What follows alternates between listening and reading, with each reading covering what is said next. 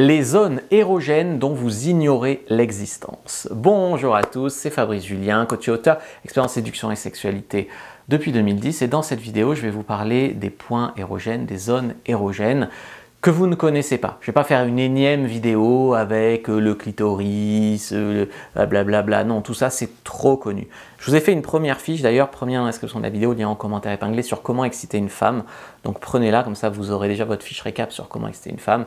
Et c'est parti pour cette vidéo sur, en fait, quels sont les points érogènes, les zones érogènes méconnues chez les femmes. La première, en fait, c'est les plis. Donc tu vas avoir les plis des coudes, ici, les plis des genoux, l'intérieur des genoux, tu vas avoir les poignets, tu peux avoir également les cuisses. Tout ça, ce sont des zones érogènes qui sont vraiment sous-utilisées par les mecs quand ils veulent chauffer une femme l'air de rien. Parce que ce ne sont pas des zones, bon peut-être les cuisses, mais les autres zones, ce ne sont pas des zones inatteignables. Hein. Même quand tu ne sors pas avec la fille, tu peux peut-être toucher son poignet. Ce sont des zones fortement érogènes. 2, le cou, les oreilles par là, la nuque.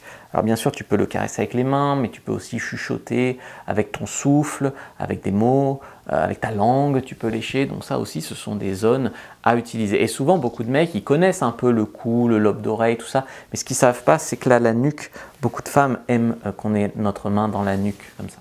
3, alors les tétons, là, les seins, tout ça, les mecs, ils connaissent souvent. Mais les zones qu'ils ne connaissent pas, généralement, c'est entre les seins, très érotique, et également sous les seins, comme ça, très érogène. Est-ce que ça, c'est des zones que vous avez déjà essayé de toucher? Dites-le moi en commentaire sans mentir.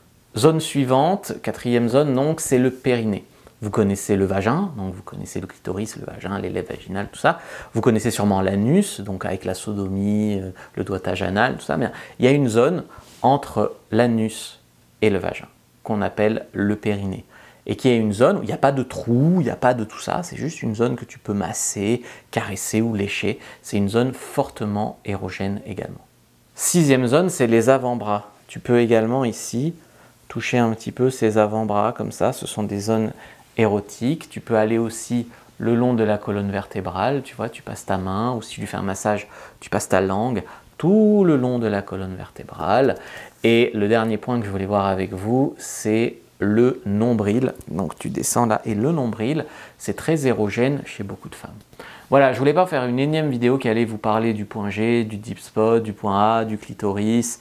Vous savez, le clitoris, c'est vraiment le seul organe humain uniquement dédié au plaisir. Et vous saviez que sur un clitoris, il y a plus de terminaisons nerveuses que sur un pénis. Donc potentiellement, les femmes peuvent avoir plus de plaisir par le clitoris que nous par le pénis. Donc ça, il faut bien le savoir. Quand on commence à dire les femmes, elles n'aiment pas le sexe, elles couchent pour faire plaisir aux hommes, machin, c'est faux. Enfin, c'est vrai dans certains cas, mais biologiquement, c'est faux parce qu'une femme peut avoir avec un bon amant plus de plaisir qu'un homme. C'est juste que la plupart des hommes ne sont pas des bons amants. Dites 7 sur 7 si vous avez regardé la vidéo jusqu'au bout, comme ça je vois qui a regardé la vidéo jusqu'au bout. Likez, commentez, partagez, puis prenez votre fiche sur comment exciter une femme. Première inscription de la vidéo en commentaire épinglé. Moi je vous dis à la semaine prochaine pour une nouvelle vidéo.